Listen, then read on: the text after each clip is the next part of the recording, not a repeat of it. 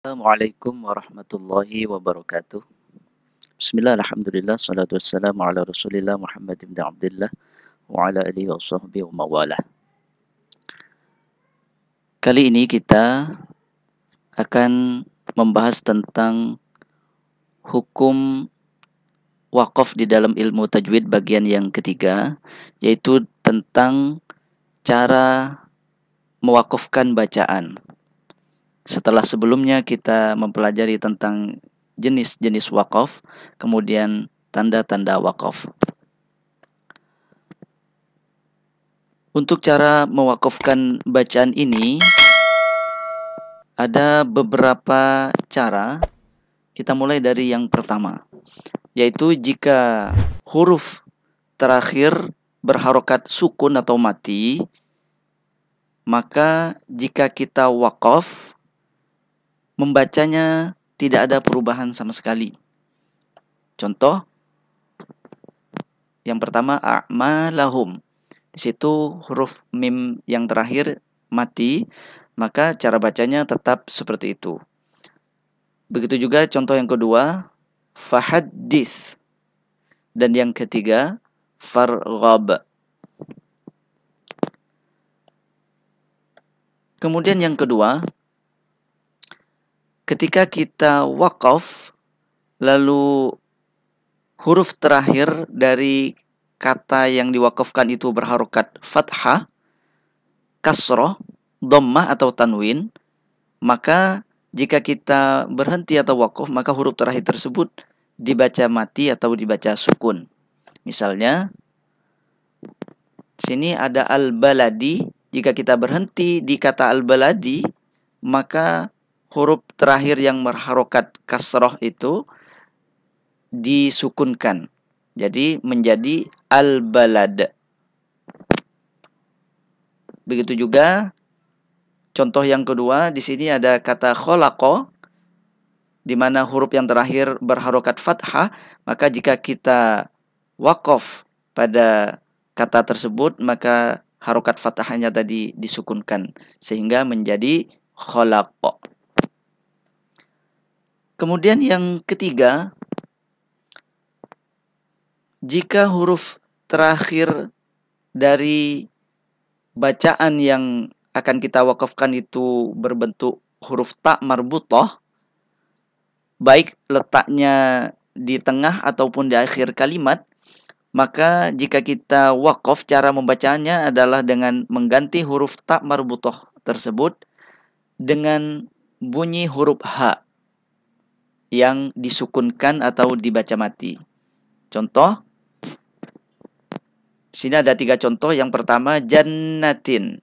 Kalau kita berhenti pada kata jannatin, maka cara bacanya menjadi jannah.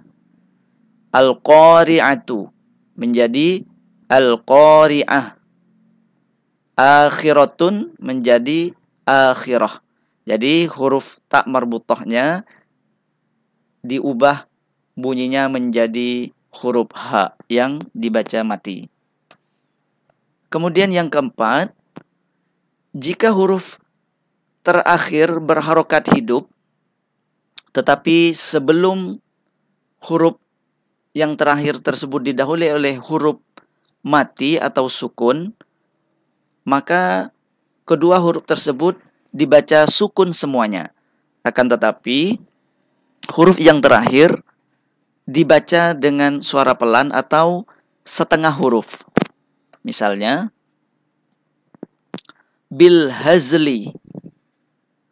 Di sini huruf yang terakhir yaitu huruf lam yang berharokat kasroh harus disukunkan, sehingga jadi ada 2 huruf yang sama-sama sukun.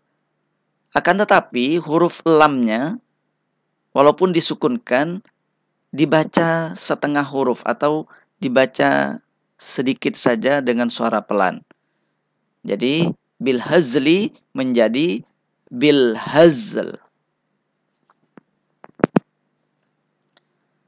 Kemudian yang kelima, jika huruf terakhirnya hidup atau berharokat, lalu didahului bacaan mad tabi'i atau mad asli, atau mad lain, maka cara wakafnya adalah dengan mensukunkan atau mematikan huruf yang terletak di akhir kalimat tersebut, lalu dibaca panjang antara 2 sampai 6 harokat.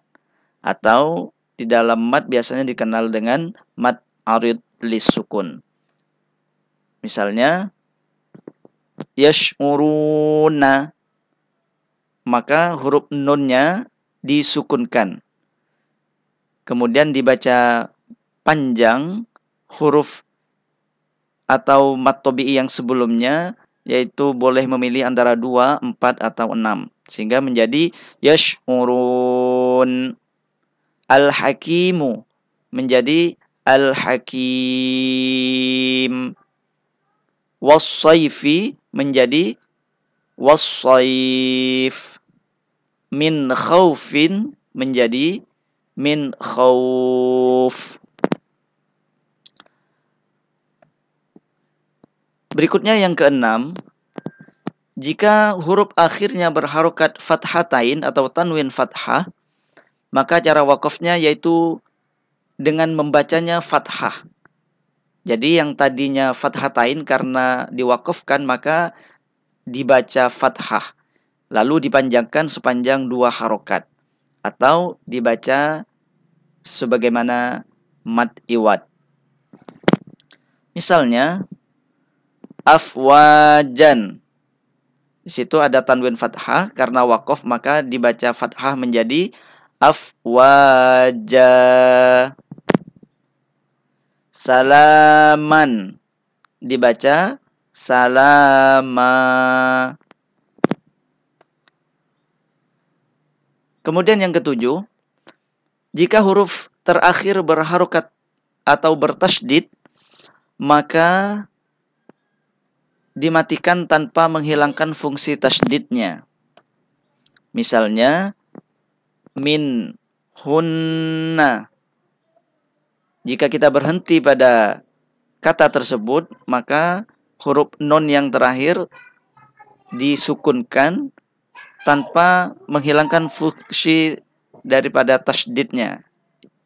Jadi agak ditahan sedikit menjadi minhun. Khalaqahunna dibaca khalaqahun.